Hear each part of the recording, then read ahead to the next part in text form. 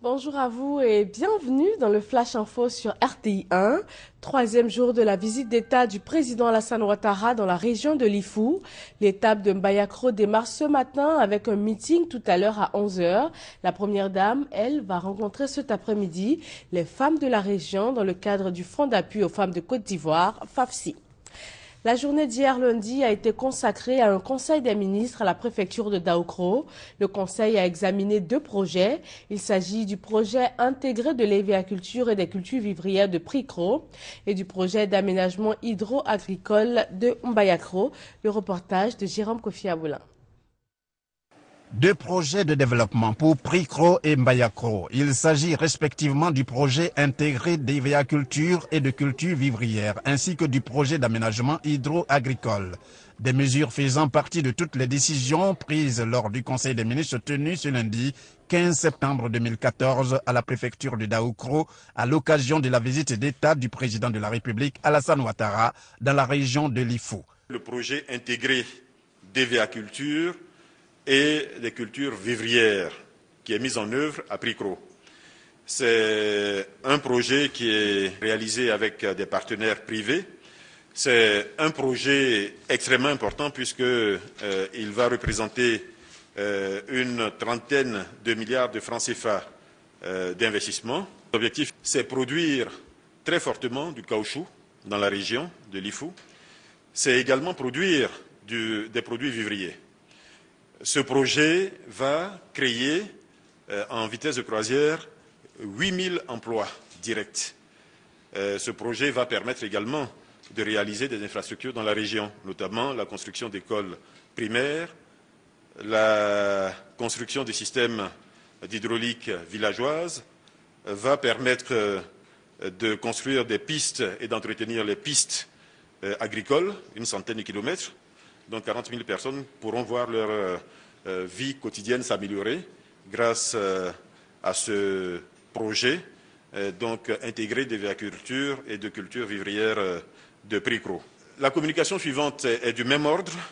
Elle concerne, la région de Mbayakro. Il s'agit du projet d'aménagement hydro-agricole de Mbayakro.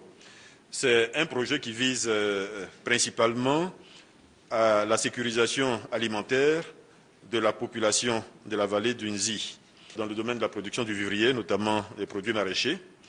Ce projet va lui aussi contribuer au développement économique de l'ensemble de la région.